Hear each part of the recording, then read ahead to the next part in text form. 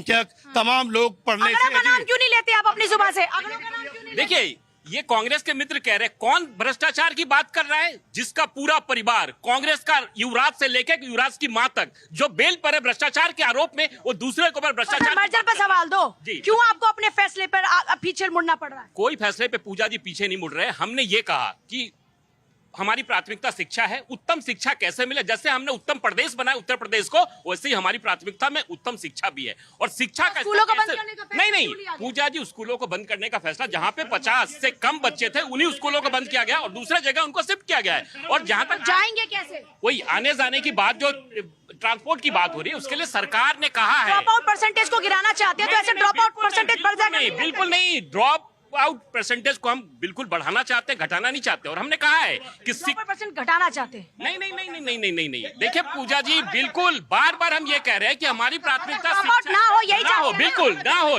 नहीं नहीं, drop out कम हो, ये हमारी प्राथमिकता है। और हमने ये कहा है, अभी जांच चल रहा है, जहां पर भी जहां पे ट्रांसपोर्टेशन की दिक्कत है, हमने कहा है कि वहां पे पुनः स्कूल प्रारंभ भी होगा। ये भी हमारी प्राथमिकता है। हम बच्चों के साथ कोई खिलवाड़ नहीं करेंगे। इसी नोएडा में पूजा जी, जब 7 साल पहले लोग ऐसे सड़कों पर रात को 10 बजे के बाद घूमा नहीं करते थे, आज हमारी सरकार है, जिस तरीके से हमने उत्तम प्रदेश बनाने का संकल्प लिया है और जिस तरीके से नोएडा में लोग शांतिपूर्वक रह रहे हैं, ये हमारे सरकार का देन है कि आज हम सरकार लोग सुरक्षित हैं। जी, जैसा कि मैं समझ पा रहा हूँ कि पीडी जैसे अगर आपके किसी एक हाथ में चोट लग जाए, मान लीजिए कि भाजपा ने स्कूल बंद कर दिए, इसका मतलब ये नहीं है कि आप दूसरा हाथ भी पीडीए की पाठशाला खोलकर बराबरी करेंगे। सरकारी स्कूलों का बंद होना एकदम आलोचना का मामला है, इस पर आलोचना की जानी चाहिए, लेकिन उसकी तुलना इस बात से नहीं की जानी चाहिए कि हम पीडीए की पाठशाला खोलेंगे। मान लीजिए किसी कारणवश आर्थिक मजबूरी के बस किसी ने पढ़ाई मतलब सरकार का सपोर्ट नहीं रहा या ना पढ़ पाया, लेकिन जब हम उसकी मानसिकता ही संकीर्ण कर देंगे पीडीए की पाठशाला जैसी विचारधाराओं से, तो आगे वो समाज में सर्वसमावेशी कैसे हो पाएगा? ये हो पाएगा? एक्चुअली ये नहीं होना चाहिए। हमारे यहाँ पे रिलीजन को ना पॉलिटिक्स इतना इमोशनल कर देता है लोगों को कि एक्चुअल जो चीज़ करनी चाहिए वो हम कर ही नहीं पाते हैं। एजुकेशन हमारे यहाँ पे रिलीजन बेस्ड नहीं होना चाहिए। एजुकेशन ऐसा होना चाहिए जो देश को उन्नति की तरफ लेके जाए। बच्चों को अखिलेश, डिम्पल ये सब नहीं दिखाना, हमें दिखाना है कि कैसे हम अपने देश को आगे लेके जाते हैं, और वो रिलीजन के बेसिस पे कभी नहीं हो सकता।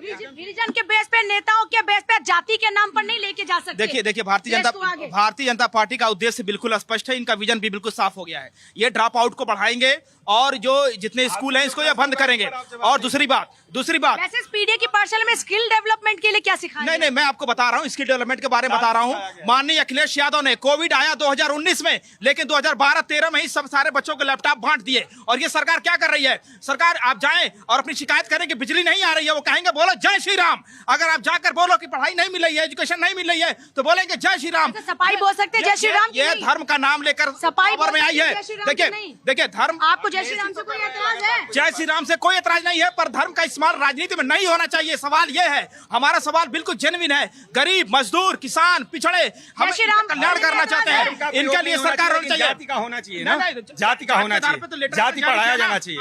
उन नौनिहालों को राजनीति पढ़ाया जा रहा है। इस पर तो बोलिए, नौनिहालों को राजनीति पढ़ा रहे हैं कि भाजपा सत्ता से जानी चाहिए, भाजपा सत्ता से जाए, फूल कुमलाए, ये पढ़ाया जा रहा है। क्लिप देख लीजिए, ये क्लिप देखिए। नहीं, फूल कुमलाए ये पढ़ाएंगे इन छोटे बच्चों को? फूल कुमलाए नहीं, क्लिप देखिए ना, क्लिप आया है कि नहीं, इसको स्वीकार करेंगे कि नहीं? क्लिप पीडीए की पाठशाला से ये आया है कि नहीं? मैं आपको ये स्पष्ट करूंगा। इसका क्या जवाब? मैं जवाब आपको दे रहा हूँ। 1835 में लॉर्ड मैकाले की जो शिक्षा व्यवस्था थी, उसमें भी शिक्षा पर एफआईआर नहीं होती थी। शिक्षा देने पर एफआईआर नहीं होगी, कोई भी कार्रवाई नहीं होगी। क्या मैं समझी नहीं, क्या बोल मैं आपको स्पष्ट कर रहा हूँ कि अंग्रेजों के जमाने में भी जो शिक्षा की व्यवस्था थी, शिक्षा देने पर किसी के ऊपर एफआईआर नहीं होती थी। आप रिकॉग्नाइज तो कराओगे ना? बताओगे सही कि हम पाठशाला चला रहे हैं और उसका कोई कोर्स होगा, या कोर्स आपने सपाइयों ने तय कर लिया है? समाजवादी पार्टी ने तय किया कि अखिलेश यादव, आजम खान पढ़ाएंगे और ये सब पढ़ाएंगे। मैं स्पष्ट कर रहा हूँ, अगर सरकार स्कूल बंद करेगी तो हम स्कूल चलाएंगे और 5000 जो स्कूल है इसके बाद भी ये स्कूल बंद नहीं होना चाहिए। ये स्कूल खुलेगा और सरकार बनते ही शिक्षा का प्रबंध हर गरीब के लिए होगा, चाहे वो कहीं भी रहे। देखिए बारिश का मौसम है, कोई बच्चा 3 किलोमीटर दूर क्यों जाएगा? कितने स्कूल कभी खोले प्रसाद सर पानी में से? नहीं कितने स्कूल खोले यहाँ देखिए पे? 1 किलोमीटर के कितने टीचर अंदर की किसी भर्ती भी ग्राम पंचायत में आप चले जाएं, 1 किलोमीटर के अंदर और 75-25 का रेशियो होता है। भर्ती कितनी केंद्र सरकार और राज्य सरकार भर्तियां के। कितनी? अरे भाई भर्तियां का 2.5 लाख से ज्यादा शिक्षा मित्र भर्ती किए थे, आपने निकाल दिए। आपने सारे काम शिक्षा मित्र क्या चाह रहे थे आपकी सरकार में? पक्का कर दो, कर पाए थे क्या? देखिए पूजा जी, ये धर्म की बात कर रहे हैं। अखिलेश यादव जी धर्म छोड़ो सर, लेकिन स्कूल पर सवाल होगा। इनका जवाब दे देता हूँ। अखिलेश यादव धार्मिक हैं, वो हरिद्वार में जाके स्नान करेंगे लेकिन प्रयागराज में नहीं करेंगे। वो हरिद्वार में जय श्री राम बोलेंगे लेकिन उत्तर प्रदेश में जय श्री राम नहीं बोलेंगे। स्कूल पर आ जाइए, दोनों लोगों को देखिए नहीं, बिल्कुल देखिए, स्कूल की जहां तक बात है, बार बार मैं पूजा जी कह रहा सर हूँ, मौका तो आपने दिया ना इनको कि पीडीए की पाठशाला चलाओ। नहीं पीडीए की पाठशाला तो ये आज से नहीं चला रहे। इनका कॉन्सेप्ट बिल्कुल क्लियर है। पीडीए मतलब परिवार। वैसे आपको डिम्पल पीडीए, और अखिलेश, ये जिस पीडीए की बात करें कि हम तो पिछड़ा दलित अल्पसंख्यकों की बात करते हैं, उससे कोई एतराज ये बताइए कि पिछले 21 तारीख से लोग पिछले दलित अल्पसंख्यकों से कोई दिक्कत नहीं, इनको जवाब दे देता हूँ। 21 तारीख से लोकसभा और राज्यसभा का सदन चल रहा है। बताइए सपा के 35 सांसद हैं, एक सांसदों ने 37 सांसद मान लिया, 37 मान लिया, एक भी इनसे पूछिए, मान लिया क्या? मानोगे थोड़ी है। 20 दिन में इन्होंने एक भी अल्पसंख्यकों की आवाज क्या पार्लियामेंट में उठाया क्या?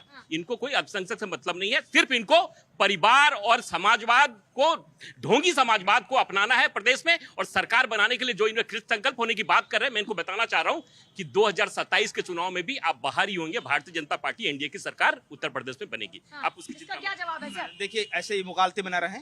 2027 में इसका बोरिया बिस्तर सिमट जाएगा और 2024 के इलेक्शन के बाद इनके होश पाख्ता हो चुके हैं। चुनाव आयोग को अपने प्रभाव में लेकर हम सवाल करते हैं, चुनाव आयोग पर सवाल उठाना कब आप लोग छोड़ेंगे? चुनाव आयोग से पूछना कि प्रूफ कर दीजिए ईवीएम में क्या गड़बड़ है, वो आप प्रूफ नहीं कर पाए। लोकतंत्र का मामला है, जनमत का मामला है, जनमत की चोरी नहीं चलेगी। और चुनाव आयोग परसेंटेज तो आपको बड़ा वही बात। परसेंटेज गांधी स्टेटमेंट देते हैं कि कर्नाटक की 2 लोकसभा सीटों पर हुआ है और प्रूफ माना जाता है तो कुछ नहीं दे पाते हैं। ये कैसे चलेगा? देखिए, अगर जीतेंगे नहीं, तो फिर जिस अयोध्या का ढिंडोरा आप पीटते कैसे हार जाते हैं अयोध्या? अगर ये जीतेंगे नहीं, अगर ये जीतेगी नहीं तो संविधानिक जितनी भी संस्थाएं हैं वो खराब हैं। अगर जीत जाएंगे तो सत्य की जीत हो गई। किस प्रकार से परिवारवाद के नाम पर समाजवाद जो है, इसका असली चेहरा परिवारवाद, अलगाववाद, ऐसे अतीक अहमद भी है, एम से मुख्तार अंसारी भी है। उनके राज में कैसे अखिलेश यादव की सरकार ने किस प्रकार से यहाँ पे गुंडाई का तांडव चलता था, बच्चियां घर से बाहर नहीं निकल सकती थी। डेवलपमेंट की बात कर रहे हैं, 10-10 घंटे यूपी में बिजली नहीं आती थी। स्कूलों की बात कर रहे हैं, खोलते ना अपने टाइम पे स्कूल।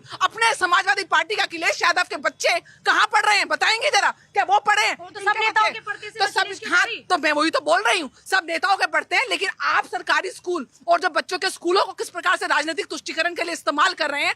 आप बताइए कितने समाजवादी पार्टी के बच्चे पीडीए में पढ़ के अखिलेश यादव और डॉ डिम्पल यादव सीख रहे हैं। आप किस प्रकार से देश के बच्चों के साथ, देश के भविष्य के साथ खिलवाड़ कर रहे हैं, जातिवाद के नाम पर, राजनीतिकरण के लिए, केवल अपनी सियासी रोटियां सेकने के लिए। देश का भविष्य अखिलेश यादव और डी डिम्पल यादव सीखेगा क्या? जाइए क्या सपा के सर? भाई भाई हैं देखिए, हमारा अलायंस है, इसमें कोई दो राय नहीं है। हाँ। तो इस अलायंस के ही बलबूते पे किस तरीके से आपने देखा ना उत्तर प्रदेश के अंदर जो 24 का चुनाव हुआ, क्या हुआ, किस तरीके भारतीय जनता पार्टी के फोक्ता उड़ गए सारे, किस तरीके से आपने देखा होगा। अब या तो अब उसका भी जवाब दे दूंगा ना, उसका भी मिलेगा आपको, घबराइए मत, उसका भी जवाब मिलेगा, हर चीज का आपको जवाब मिलेगा, आप परेशान मत होइए। आपने देखा होगा जब 14 का चुनाव हुआ मोदी सरकार, 19 का चुनाव हुआ मोदी सरकार, 24 की गिनती आई भाजपा सरकार।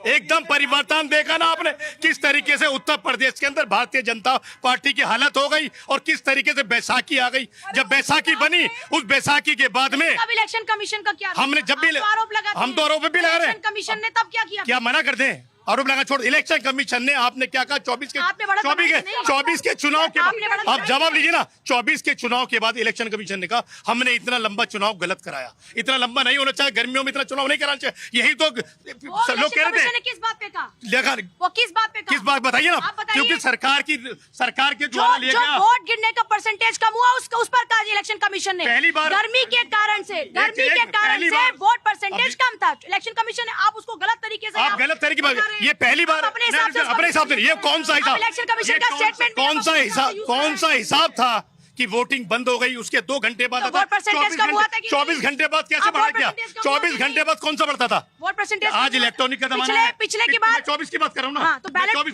पेपर कहाँ से है? 24 भाई ना। तो हमेशा होता है ना, आप हमेशा कैसे होता है। अपने क्या गलत बैलेट कह रहा हूँ? पेपर नहीं आते क्या बाद में? गलत कह रहा हूँ। मतलब 37 सीटें ये लेकर नहीं आए। मैं तो इनकी बात ऊपर रखती हूँ। इसका मतलब 37 सीटें इनके पास नहीं आई हैं। ये इलेक्शन कमीशन और ईवीएम की खटौली है जो इनकी सरकार बनाई है। आप लोग इलेक्शन कमीशन देखिए यही समस्या है।